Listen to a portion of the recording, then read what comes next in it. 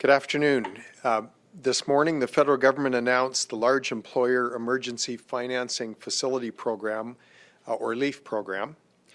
Our government appreciates today's announcement, which responds to our repeated advocacy over the last 2 months to ensure a future for Canada's largest employers during this time of extraordinary adversity.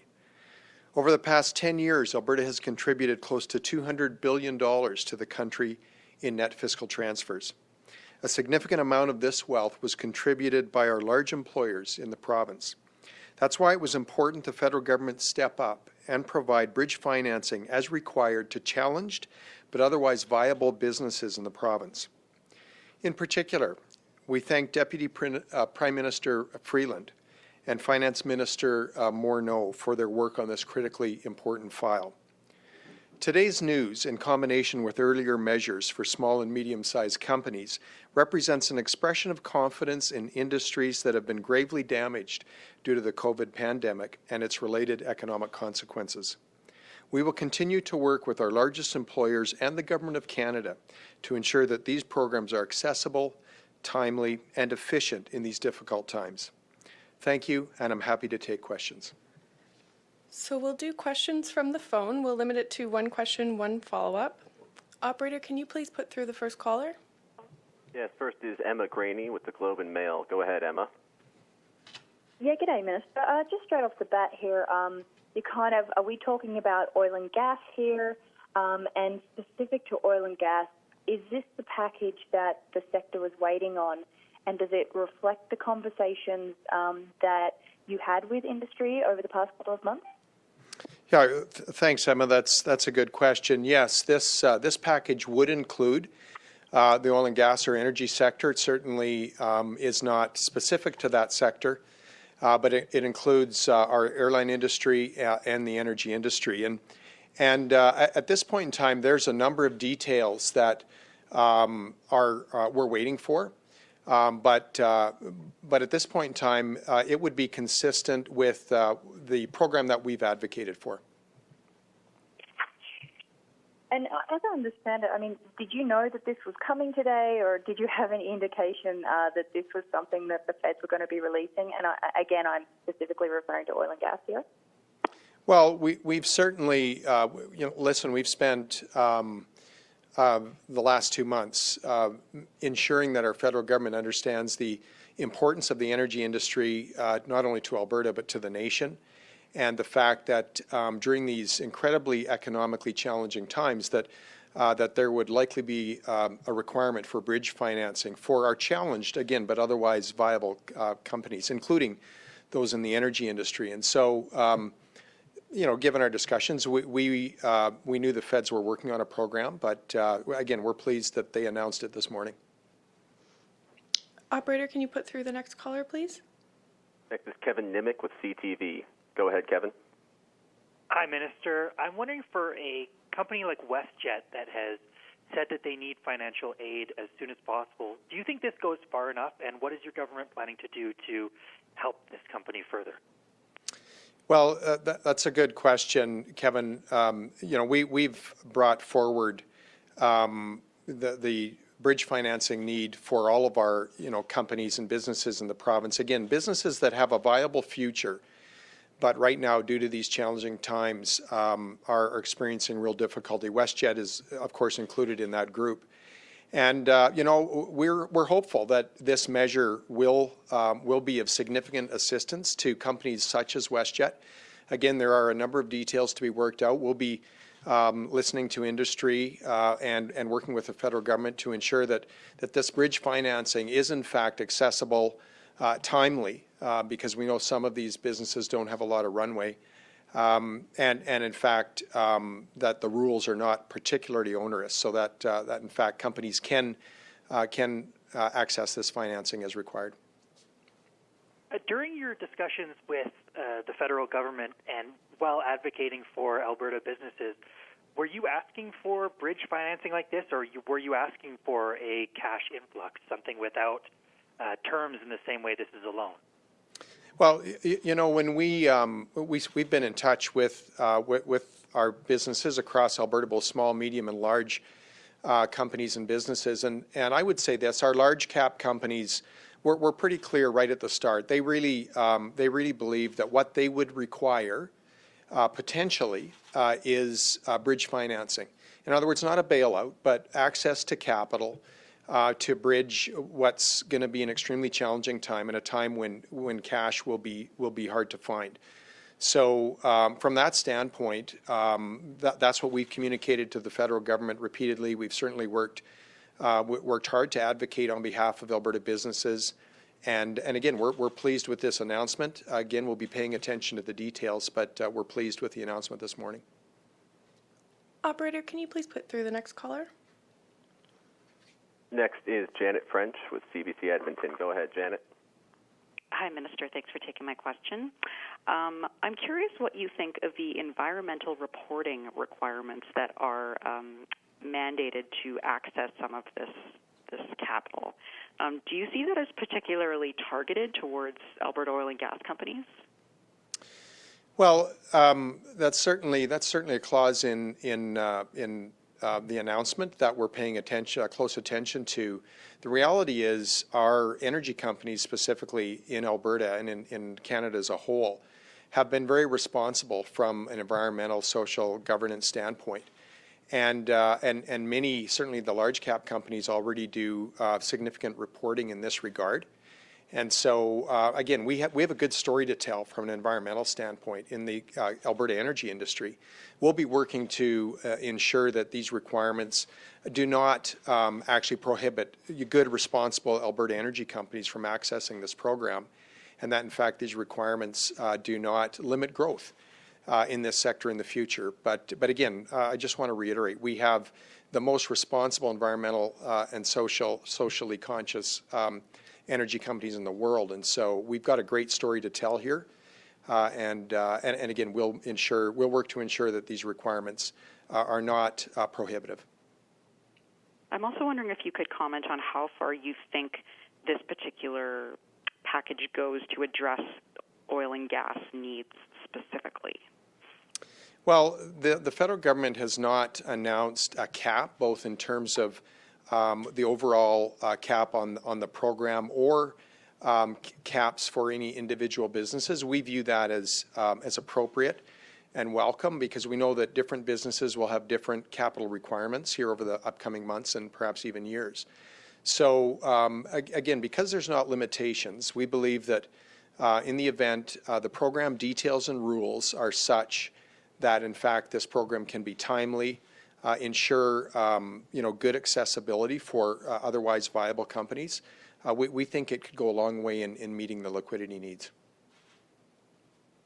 Operator, can you put through the next caller, please? Next is Kevin Orland with Bloomberg News. Go ahead, Kevin. Hi, Minister Toews. With this program meeting the larger liquidity needs that you were saying that the industry had, is there any more measures that you are talking with the federal government about implementing that could help the industry at this point?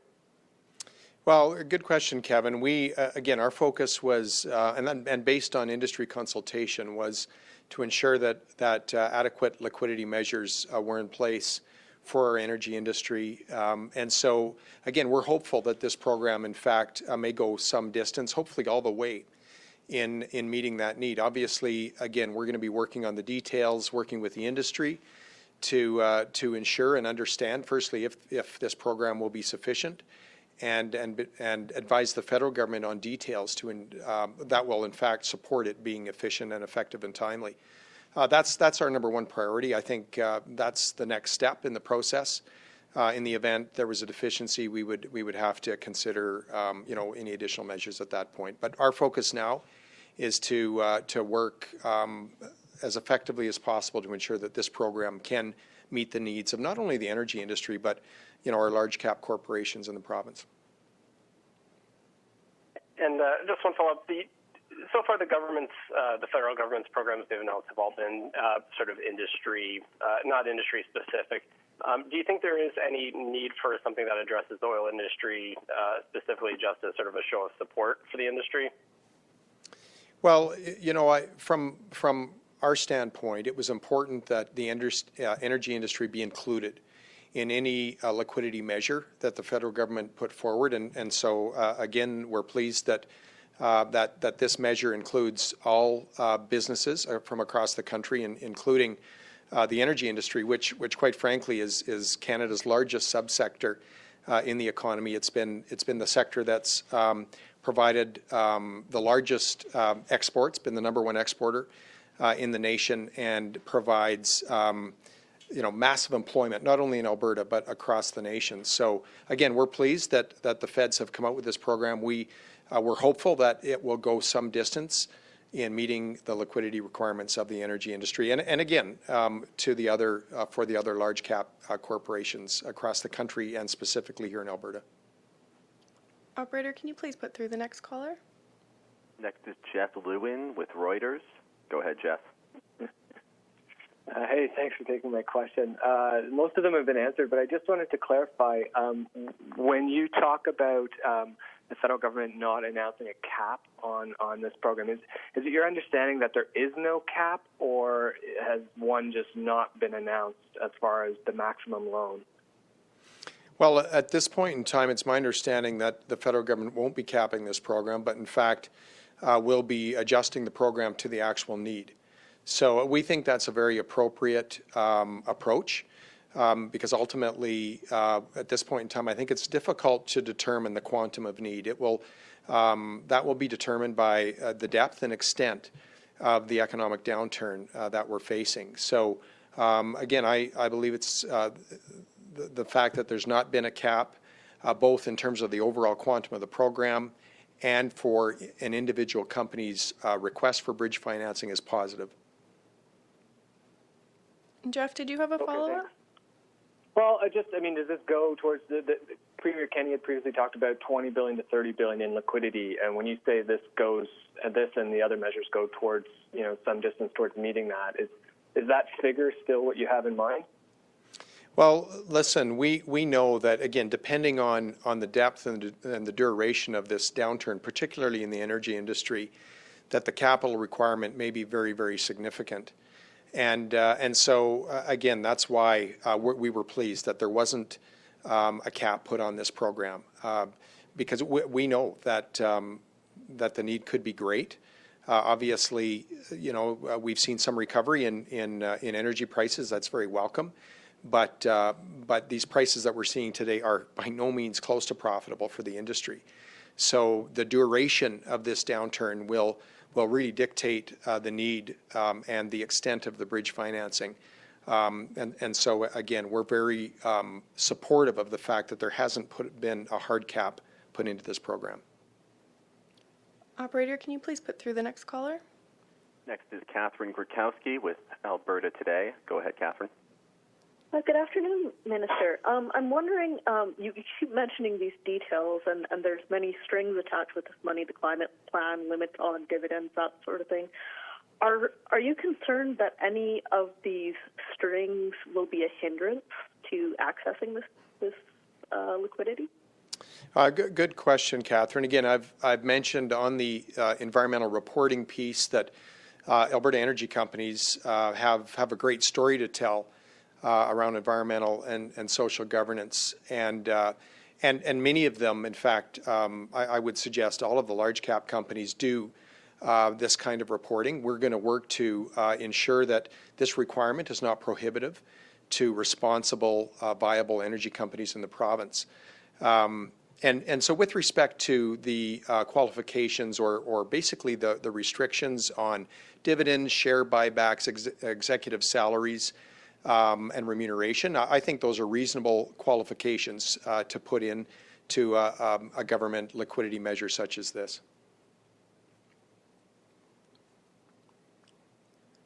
Catherine, did you have a follow-up? Yeah, if I could switch gears a bit for the interim financial update, I was wondering if you could share a little bit about what that format is going to look like. Will it be a mini budget, or what's it going to look like when you give an update for the fiscal picture? Sure. Well, thanks for that. We're planning right now to provide an economic statement in June, which will certainly include all of the measures that we've announced to date and perhaps measures that we have yet to announce. We will also be looking to provide a fiscal update later in the summer, and that fiscal update, of course, will include fresh revenue projections, and again, that will be later in the summer. And of course, you know, it won't be long then, and we'll be into the process of planning for budget 2021. Operator, can you please put through the next caller? Next is Lisa Johnson with Post Media. Go ahead, Lisa. Hi, thanks for taking my question. Actually, most of my questions were already answered, but I'm wondering if you can speak a little bit about the kind of parameters you'd like to see in terms of financial scrutiny and determining overall company viability. You spoke a bit about the fact that this would be only open to companies that would otherwise be viable. And if you could also speak a little bit about the summer financial update and whether or not that will go through the House or be open to debate.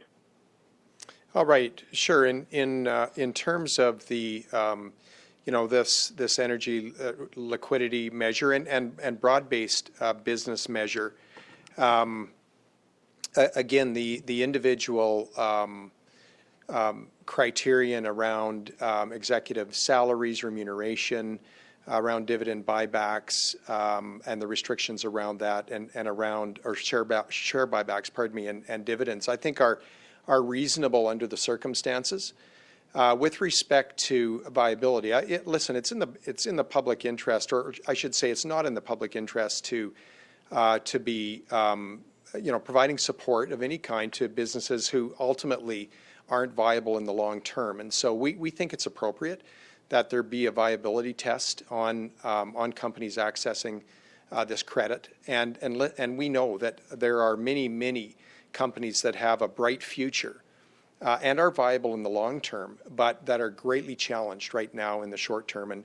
And that, again, this we haven't advocated for a bailout of these large companies. We've suggested, and the industries have largely suggested, they simply need access to capital in order to make it through this real downturn, so that they can be part of the recovery on the emergence. And so, again, that's what we've advocated for. We're pleased with this announcement.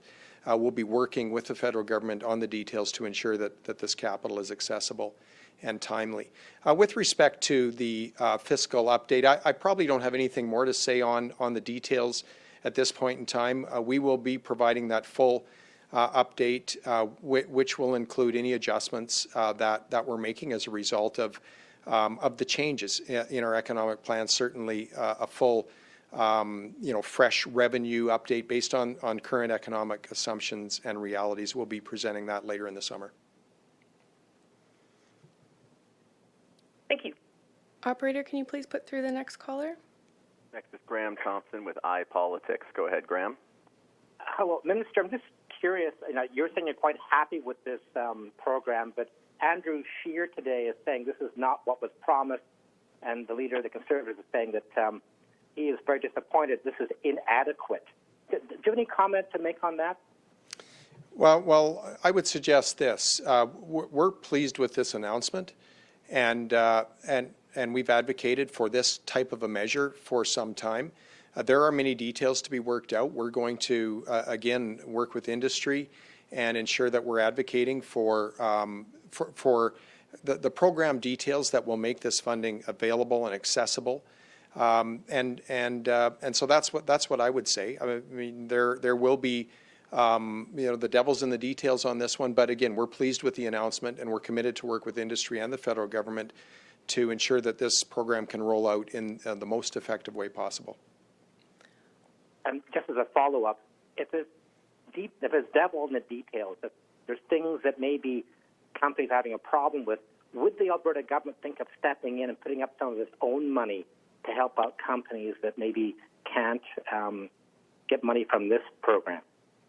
Well, again, our first priority right now is to influence the details of this program so that, in fact, it is accessible and useful to get companies, viable companies, through this economic downturn. In the event it turns out that there are gaps, at that point in time, we would consider a provincial response. And we have time for one more question. Operator, can you put through the last caller? The final question is Licia Corbella with Post Media. Go ahead, Licia. Thank you. Good afternoon, Minister Toews. Pierre Poilievre and Michelle Garner-Rempel, the two MPs with the Conservative Party, have put out a press release that says that the policy only restricts but does not ban these companies from share buybacks, bonuses, and dividends. And they said that this means that wealthy shareholders and executives could profit from taxpayer money. Do you have any concerns about that? Well, again, those are some details that that we'll be digging into. Again, we think it's entirely appropriate that there be restrictions on dividends, share buybacks, and executive compensation for companies who are accessing this type of bridge financing. So those are some details that that we'll certainly be interested in and weigh in appropriately. And so I guess my follow-up question would be, it took the government 47 days from the time that they said that they would be doing something for this announcement to be made. Do you think that took too long? And, you know, in light of the fact that Murphy Oil has now declared that it's taking its Canadian headquarters or Canadian offices and moving them down to Houston, do you think that maybe some of that devastation might have been spared had this come in sooner? Well, I think that's hard to say. We would have been really happy if this announcement would have been made a month ago, and we've been advocating now for really a couple of months for this type of liquidity measure. In terms of in individual company situations, I can't comment on those. Again, we've been advocating for 2 months that this, for the feds to roll out with bridge financing in order to see viable companies, businesses, job creators, employers make it through this economically challenging time. We would have liked to have seen it a month ago. We're glad that it's here today as opposed to further delay. Thank you, everyone.